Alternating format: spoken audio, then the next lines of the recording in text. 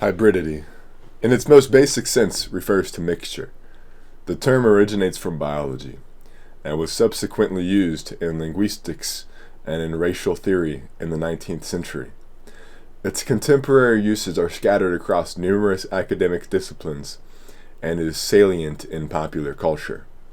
Hybridity is used in discourses about race, post-colonialism, identity, anti-racism, and multiculturalism, and globalization, developed from its roots as a biological term. As racial mixing, hybridity is a cross between two separate races, plants, or cultures. A hybrid is something that is mixed, and hybridity is simply mixture. Hybridity is not a new cultural or historical phenomenon. It has been a feature of all civilizations since time immemorial, from the Sumerians through the Egyptians, Greeks and Romans to the present. Both ancient and modern civilizations have, through trade and conquests, borrowed foreign ideas, philosophies, and sciences, thus producing hybrid cultures and societies. The term hybridity itself is not a modern coinage. It was common among the Greeks and Romans. In Latin, hybridia, or libridia, refers to the offspring of a tame sow and a wild boar, and, by extension, to the progeny of a Roman man and a non-Roman woman. The word hybridity was used in English since the early 17th century and gained popular currency in the 19th century. Charles Darwin used the term in 1937 in reference to his experiments in cross-fertilization in plants. The concept of hybridity has been fraught with negative connotations from its incipience. The Greeks and the Romans borrowed extensively from other civilizations, the Egyptians and the Persians in particular, and created ipso facto hybridized cultures, but regarded unfavorably biological hybridity. Aristotle, Plato, and Pericles were all opposed to racial mixing between gods and barbarians, and viewed biological hybridity as a source of racial degeneration and social disorder. Similarly, within the Roman Empire, which is considered as one of the most multi-ethnic empires, cultural difference was usually integrated into the predominant culture, but biological hybridity was condemned. The Romans' attitudes to racial mixing hardened in the 4th century AD, when Rome embraced the Christian faith, that is, manifests in the Codex Theodosianus, AD 365, which prohibited marriages between Christians and non-Christians, the Jews in particular, and inflicted death penalty on those who did not obey the law. Contempt for biological hybridity did not end with the fall of the Roman Empire, but continued throughout the Middle Ages and well into modern times, reaching a peak in the 19th century. When the rise of Europe into an unrivaled imperial power, hybridity and fear of racial degeneration caused by the mixing of Europeans and non-Europeans were major concerns in 19th century colonialist discourse, prompted by racist pseudo-scientific discourses found in such works as Joseph Arthur de Gaviniel, Essai sur l'inégalité des races, and Joseph Ernest Renan's L'éducation culturelle et morale. As an explicative term, hybridity became a useful tool in forming a fearful discourse of racial mixing that arose toward the end of the 18th century.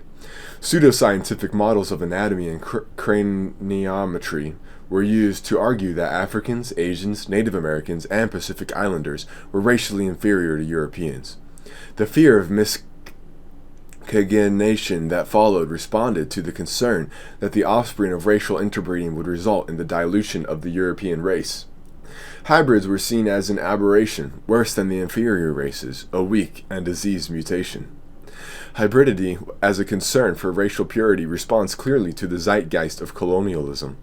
Despite the backdrop of the humanitarian age of enlightenment, social hierarchy was beyond contention, as was the position of Europeans at its summit. The social transformations that followed the ending of colonial mandates, rising immigration, and economic liberalization have profoundly altered the use of and the understanding of the term. In post-colonial discourse, hybrid talk, the rhetoric of hybridity, is fundamentally associated with the emergence of post-colonial discourse and its critiques of cultural imperialism. It is the second stage in the history of hybridity, characterized by literature and theory that study the effects of mixture upon identity and culture.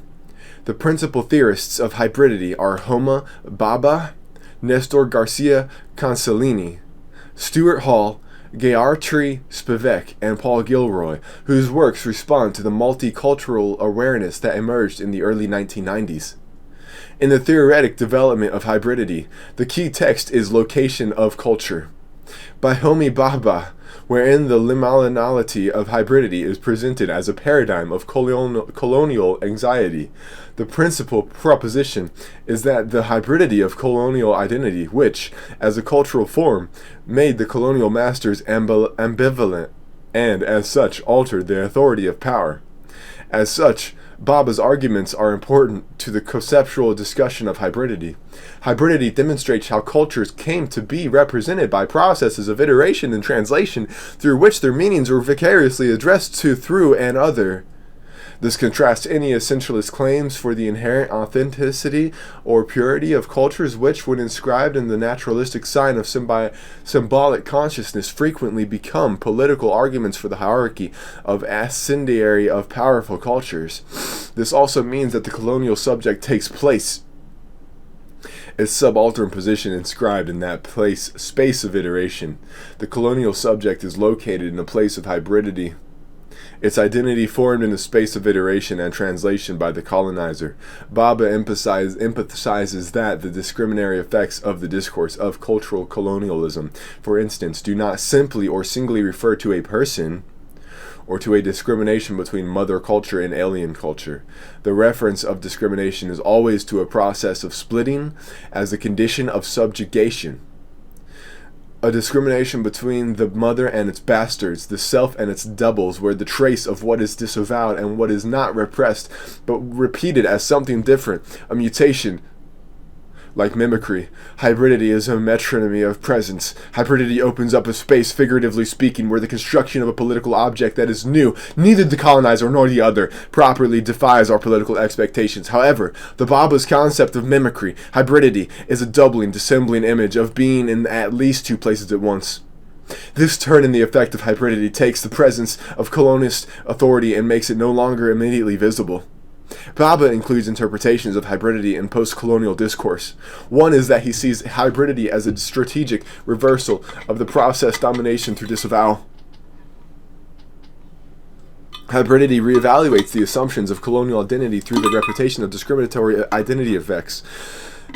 In this way, hybridity can unsettle the narcissist demands of colonial power, but reforms its identifications and strategies of subversion that turn the gaze of discriminator back upon the colonist.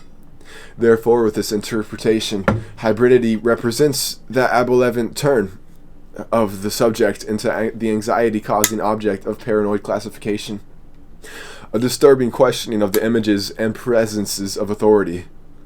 The hybrid retains the actual semblance of the authoritative symbol, but reforms its presence by denying it as the signifier of a disfigurement. After the intervention of difference, in turn, mimicry is the effect of hybridity. First, the metonymy of presence supports the authoritarian voyeurism, but then as discrimination turns into the assertion of the hybrid, the sign of authority becomes a mask, a mockery. Although the original theoretic development of hybridity addressed the narratives of cultural imperialism, Bhabha's work also comprehends the cultural politics of the condition of being a migrant in the contemporary metropolis. Yet hybridity no longer is solely associated with migrant populations and with border towns. It also applies contextually to the flow of cultures and their interactions. That critique of cultural imperialist hybridity meant that the rhetoric of hybridity progressed through challenging essentialism is applied to sociological theories of identity, multiculturalism, and racism.